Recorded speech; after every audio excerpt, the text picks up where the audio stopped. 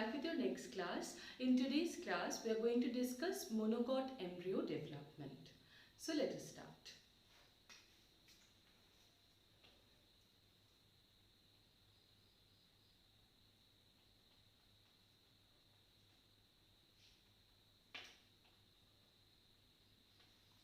Now suppose this is the zygote that has been formed in the monocot. Alright. Now we have to take care of the orientation. So this being the micropylar end and this being the salazal end. Okay. So now the first change that will occur in the zygote is as such. The zygote will undergo as usual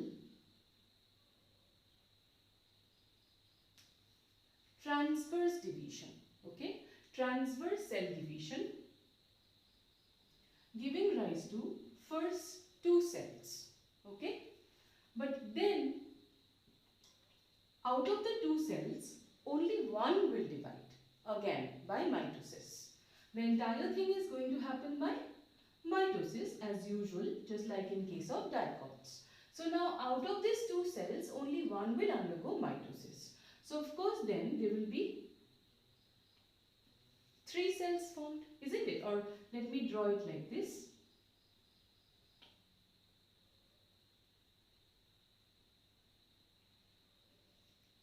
Total three cells are going to form, isn't it? So this being the micropylar end, this being the salazal end. Okay. Now these three cells, let us first mark them. Okay. Well, let me draw it properly once.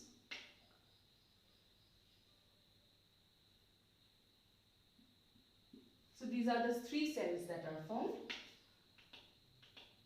So this cell towards the extreme micropylar end is going to be known as usual, basal cell. Alright. Towards the salazar, the cell formed is known as terminal cell. Alright. In the middle, the cell is going to be called as middle cell. Now you very well know that in case of dicots, you have seen that the basal cell will undergo continuous transverse division. That's how the suspensor will be formed, isn't it? Here, the basal cell do not have any as such function. It will help in taking nourishment, but then otherwise any further division in the basal cell would not be occurring. So, the basal cell will enlarge and will remain as it is without any changes. So, most of the parts of the embryo in case of monocots will be formed from the middle cell itself. So, the middle cell here is the most important cell because this one will give rise to most of the parts of the monocot embryo. Alright. So, let me mark the middle cell with red. Alright, and let me mark the terminal cell with blue so that you can understand that now that I am going to make the diagram, which particular cell has given rise to which parts. Okay. So now, the middle cell eventually will start to divide. Okay. It will continuously undergo mitosis and will give rise to a mass of cells. These are all the cells that are being formed from the middle cell. So, middle cell will give rise to most of the parts of the embryo. Whereas,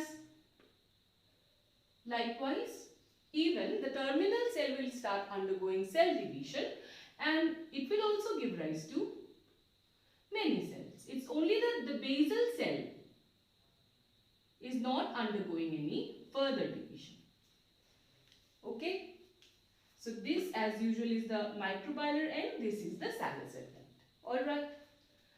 Now that complete division is occurred in the middle cell and in the terminal cell, the structure will take up a shape like this. The basal cell, as usual, no change in the basal cell. Now, the middle cell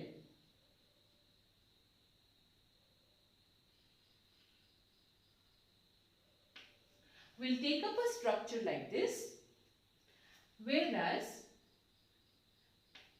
the terminal cell will shift and it will slide a little bit away from the tip and it will give rise to a thin structure like this.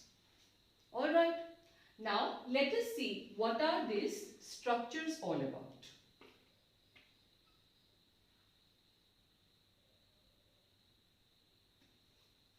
Now, the middle cell will give rise to here first the suspensor. A small suspensor will remain attached here with which the embryo will remain suspended. So that small suspensor will also be formed from the middle cell.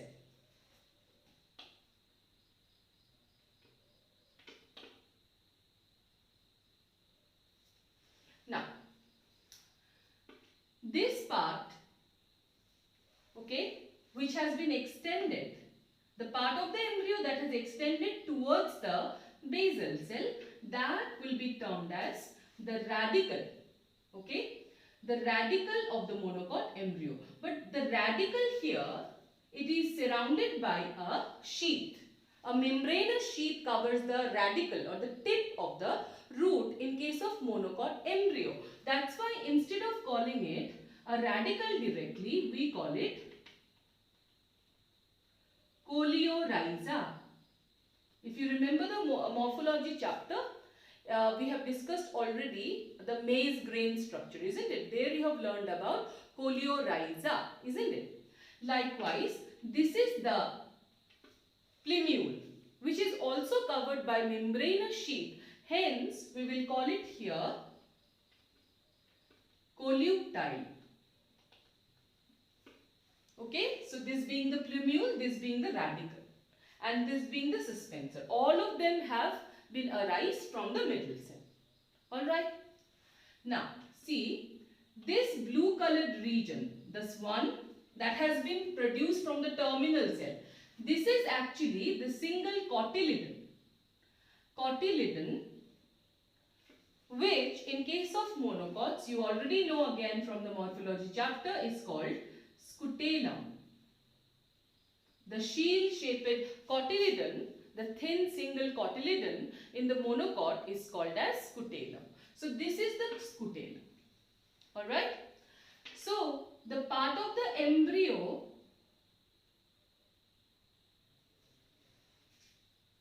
with which the cotyledon remains suspended or attached, that is known as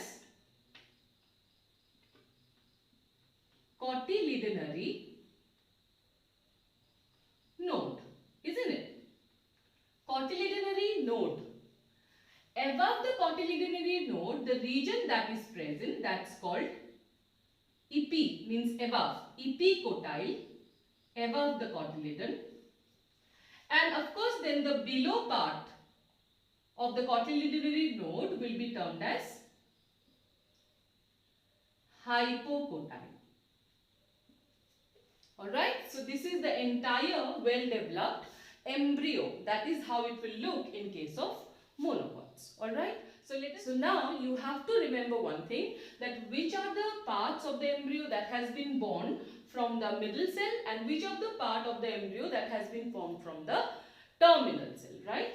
So, see here I am writing it. From terminal cell, which are the parts that has been formed? Only one part. That is the single cotyledon. Only that has been formed. Right? Now, in case of the middle cell, which I have already told you, will give rise to the most of the parts of the embryo. The middle cell gives rise to the suspensor. It gives rise to colluctile or the plumule, coleorhiza, that is the radicle, it gives rise to epicotyle. Also it gives rise to hypocotyle. So these are the parts of the embryo that has been born from the middle cell, and these are the part, this is the only single part that has been formed from the terminal cell. Okay. So eventually the basal cell and the suspensor will degenerate. When finally the embryo is fully developed, these two will degenerate and the structure will look like this.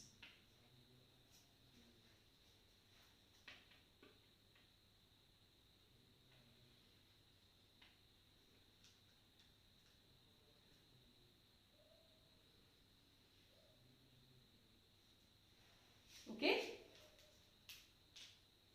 This is the coleoptile, this is the coleorhiza, and this is the shield-shaped single cotyledon or scutellum. Okay.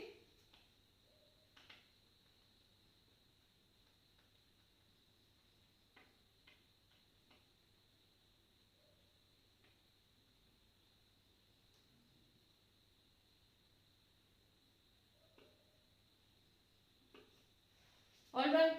Now, if you try to imagine this embryo in a maize grain, because you have already learned the structure of maize grain, if I try to place this structure in a maize grain, how will it look?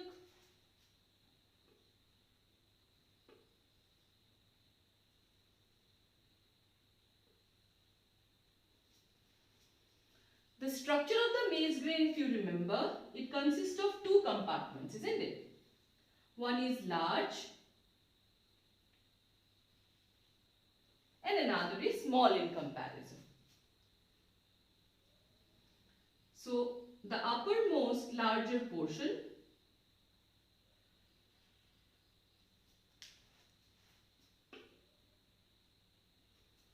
it consists of the aleurone layer, isn't it? The aleurone layer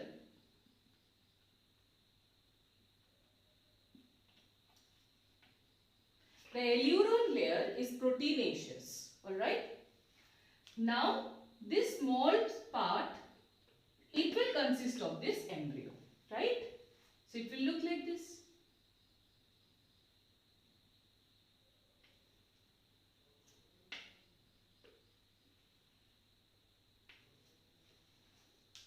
Alright. So this being the coleoptile, here there will be the coleorhiza, and this is the shield-shaped scutellum. So this is the entire discussion regarding the development of monocot embryo. So I hope all of you are clear. So let us revise it quickly so that it becomes more clear to you.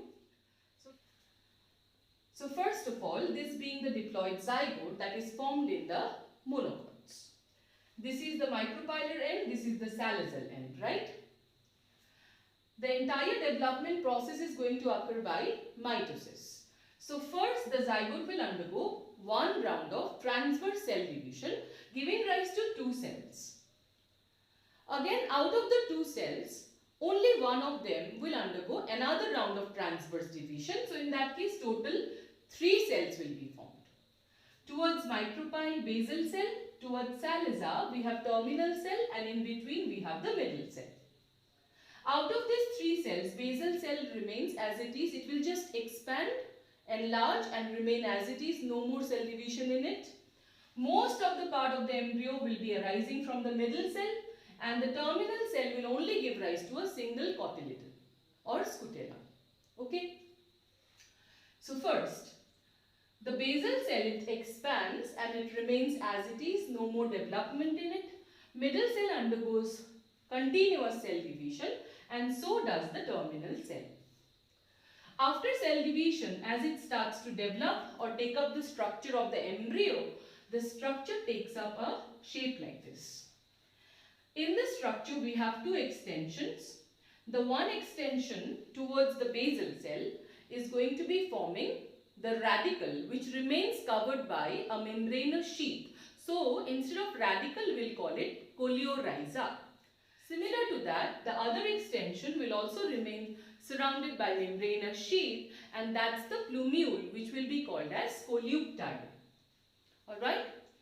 The terminal cell will shift a little bit and slide and form a single cotyledon, thin single cotyledon called scutellum, and the part of the embryo where this cotyledon will remain attached is called cotyledonary node. So above the cotyledonary node, the region is called epicotyle and below is called hypocotyle. Okay. So finally, if we make an account of which of the particular part of the embryo is being born from which cells, then this is the list. The terminal cell is only giving rise to the cotyledon, whereas middle cell is going to give rise to suspensor, coleoptile, coleorhiza, epicotyle as well as hypocotyle. So maximum parts of the embryo will be born from the middle cell itself. Okay. Now, eventually, as the embryo is fully developed, the basal cell and the suspensor will degenerate and the structure will look like this. If we try to place this structure here in a maize grain, then also the structure is going to be as such. Alright. So I think all of you are very clear about the development of monocot seed. So next we'll be discussing about seed. How ovule will develop into